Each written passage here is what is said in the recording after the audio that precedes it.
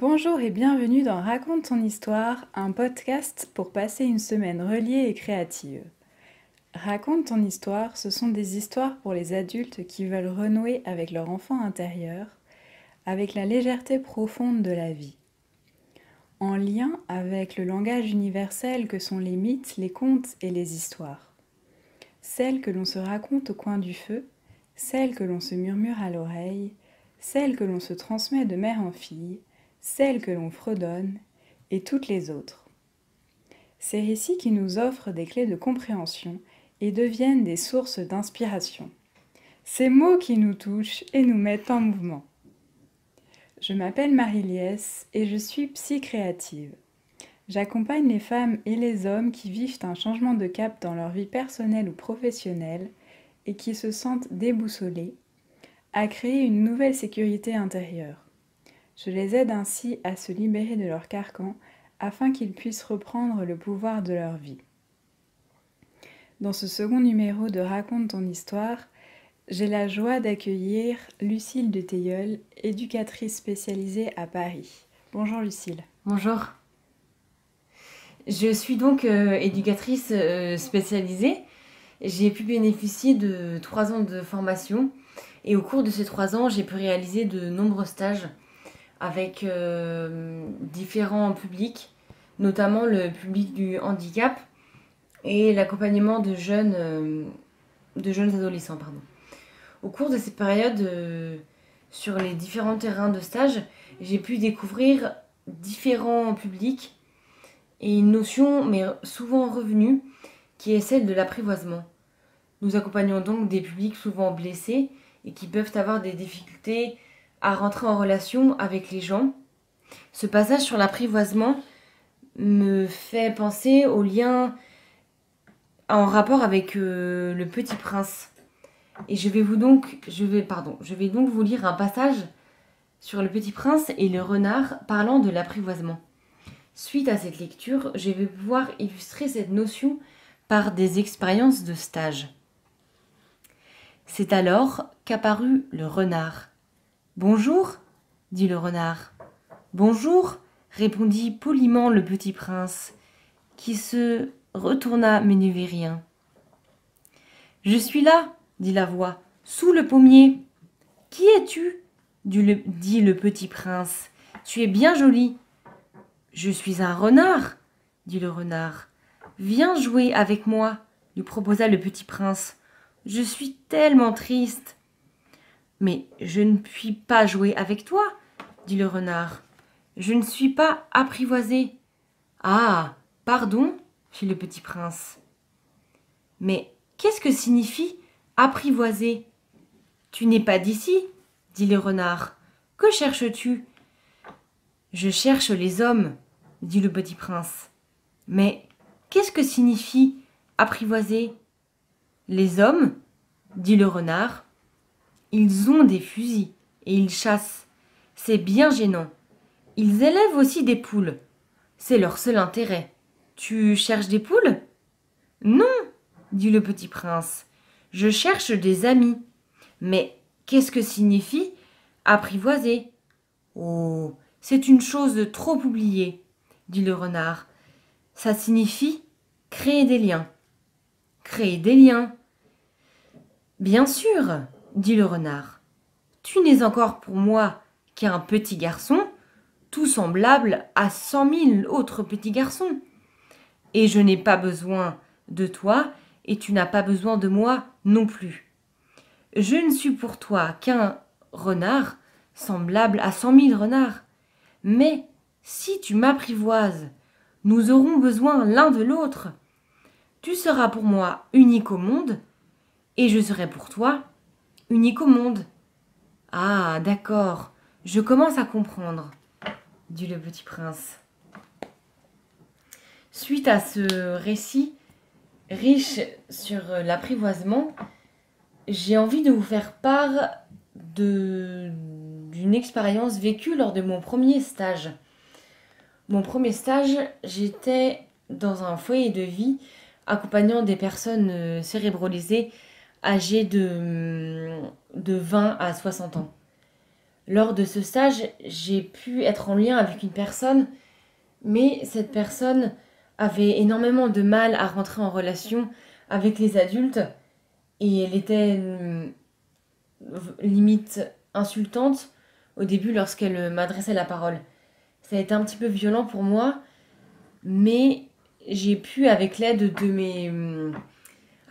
mes collègues, et j'ai pu, suite à des discussions, apprendre à connaître cette personne.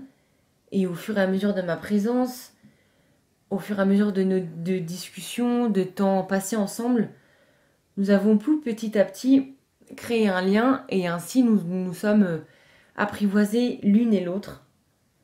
Et lors de ce stage, j'ai pu voir vraiment l'importance de l'apprivoisement, de prendre le temps, de rentrer en relation avec la personne, de respecter le temps de la personne, de ne pas la brusquer. Et suite à ça, un lien riche peut s'installer et du coup, un lien de confiance peut s'installer et peut fleurir. Lors de mon deuxième stage, c'était dans un IES, un internat éducatif et scolaire. Il accueille exclusivement des jeunes filles, des adolescentes.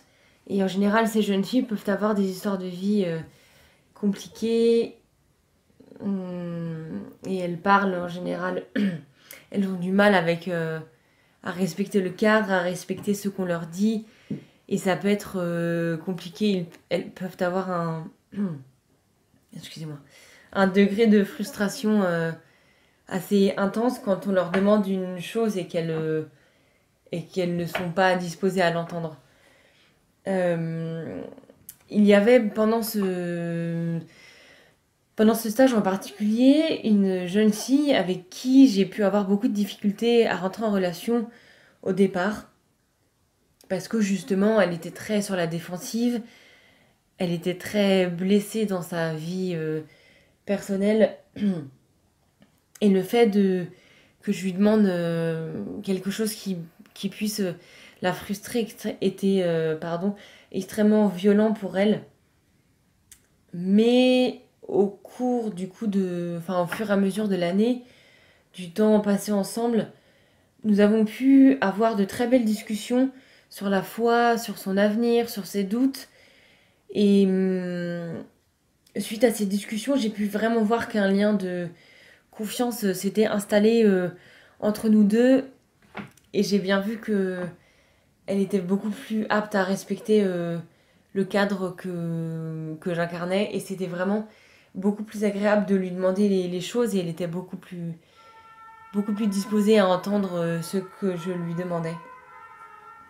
Et j'ai pu voir aussi avec ce public d'adolescents que c'était extrêmement compliqué pour eux de se mettre à nu, on va dire, et de montrer leur vulnérabilité. Et en fait, je pense que c'est pour ça qu'ils réagissent de manière extrêmement violente. Et voilà, ça a été vraiment un stage intéressant où j'ai pu où j'ai pu beaucoup apprendre. Maintenant, lors de mon troisième stage, j'ai j'ai pu accompagner des jeunes adolescents. Euh, Cette fois-ci, c'était un public garçon. Et j'ai pu avoir aussi au cours de ce stage un, un lien un peu compliqué avec un des jeunes. Il avait aussi beaucoup de mal à rentrer en relation. Et j'ai pu avoir un incident avec ce jeune. En fait, je lui ai demandé quelque chose et pardon, il était extrêmement frustré. Et il a réagi d'une manière extrêmement violente. Et ça a pu être très compliqué pour moi de recevoir cette réaction de la part de ce jeune. J'ai dû donc prendre quelques temps avant d'aller lui reparler et avant d'aller lui reparler et que lui aussi puisse faire redescendre un petit peu la tension. Et voilà, et suite à ça, quelques jours après, nous avons pu euh, nous avons pu reparler de cet incident et nous avons pu le reprendre d'une façon beaucoup plus posée. Et, et nous avons pu du coup dire, nous deux, ce que nous avons ressenti et qu'est-ce qu'on pouvait faire pour aller de l'avant. Et voilà. Et du coup, là, la réflexion que je me fais sur cet événement pendant ce stage, je me dis que dans la relation, il peut avoir aussi des moments de conflit. Et c'est ce qui fait aussi la richesse de la relation. Et c'est pour moi ce qui est nécessaire à sa mise en place en fait. Voilà, j'ai fait le tour de ces 3 stages. Pour conclure, je dirais que cette notion va me servir tout au long de ma vie de professionnelle, du coup, d'éducatrice spécialisée. Je pense que j'aurai cette notion en tête d'apprivoisement dès que je rentrerai en relation avec une personne que j'accompagne. Alors après, j'ai pu voir que cette notion d'apprivoisement pouvait être en lien avec les personnes que l'on accompagne, mais aussi avec toutes les personnes avec lesquelles on travaille, ou bien même les personnes de notre entourage. Et j'aurais un petit conseil à donner un peu plus concret que vous allez pouvoir du coup réaliser chez vous, que moi-même j'ai pu réaliser et qui m'a vraiment aidé enfin qui m'a vraiment bien aidé dans ces moments de conflit ou un petit peu plus compliqués. J'avais un petit carnet où j'écrivais, j'ai pu écrire et j'ai vraiment pu voir les bénéfices de l'écriture. En fait, suite à un conflit ou à une situation inconfortable, ça permet vraiment de sortir toutes les idées de notre tête. Ça permet de mettre des mots sur vraiment ce que l'on vit. Ça permet aussi de mettre une mise à distance. Et suite à ça, suite à l'écriture, il peut éventuellement en découler des solutions. Et voilà, donc du coup, je sais que ça peut vraiment être très bénéfique suite à ces moments de conflit. Ça permet vraiment un apaisement. Et j'ai remarqué aussi que ça peut apprendre à mieux se connaître. Ça permet de voir comment est-ce qu'on réagit, de connaître nos émotions.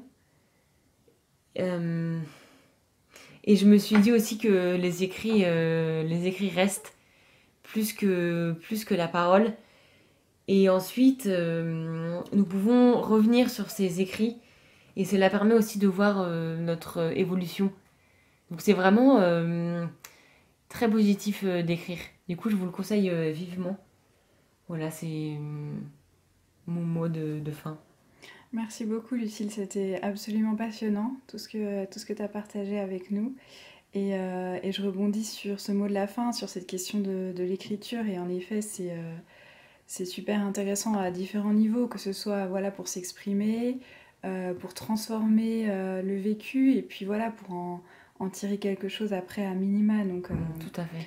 Une super piste. Et puis si on reprend rapidement ce que tu as partagé, cette question de l'apprivoisement avec toute cette notion de la temporalité et à la fois de comment est-ce que les conflits ou ce qu'on peut qualifier d'échecs sont en fait des expériences qui nous permettent d'avancer. Et tu as utilisé le mot évoluer qui pour moi est un pilier de mon travail, donc je trouve ça vraiment intéressant. Donc merci beaucoup d'avoir répondu à mon invitation, ça m'a vraiment fait super plaisir. Donc, merci beaucoup. Bon courage, bonne chance, bon vent pour la suite. Merci beaucoup, à vous aussi. Et puis on se retrouve la semaine prochaine pour un nouveau numéro de Raconte ton histoire. À très bientôt.